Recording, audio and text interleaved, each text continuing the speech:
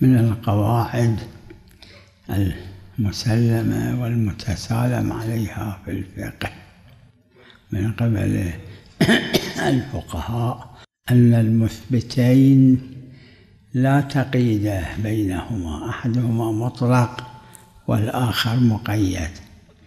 وبالنسبة إلى تربة الحسين صلوات الله عليه الروايات أكو مطلقة ومقيدة. طين القبر أكو، لا، اللي مو من القبر هذا مو طين القبر. في بعض الروايات أكو كربلاء.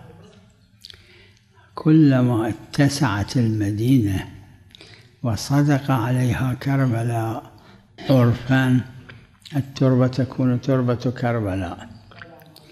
وفي الروايات أكو بعض الروايات 4 فراسخ أو 5 فراسخ. وهذا تقييد، إطلاق وتقييد ما به، يعني يؤخذ بالمقيد ويؤخذ بالمطلق. وربما كلما يكون أقرب إلى القبر الشريف يكون أكثر نتيجة، ربما مع ربما. أما الإطلاقات في محلها شو قد ما يكون، بل مو 10 فراسخ خارج كربلاء، لا، في إطار ما يسمى عرفا كربلاء.